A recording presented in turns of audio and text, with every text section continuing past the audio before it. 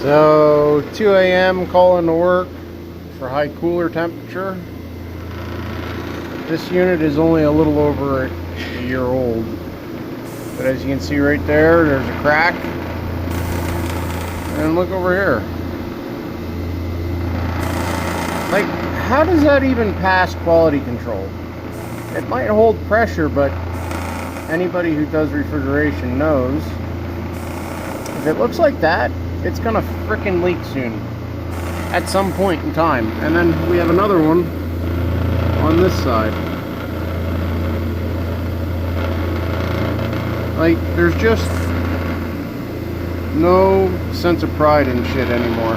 Let's just knock everything out as fast as possible and still charge the highest amount of money for our products.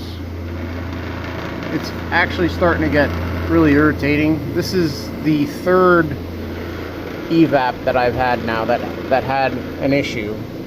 I had one where one of the tubes were completely blocked, so I had one whole dead section on a coil.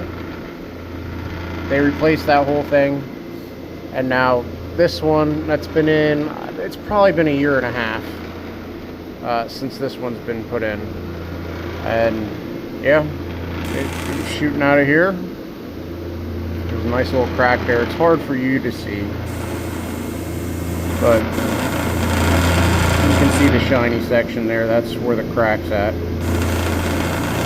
So I'm gonna clean everything up and try to get it sealed up, because that's not going to be something that's going to be quick to get.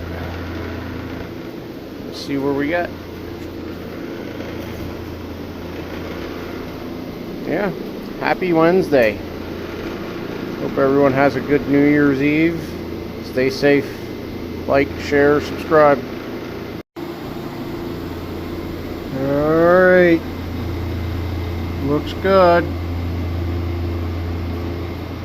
Much better than it was. Got everything that I could get.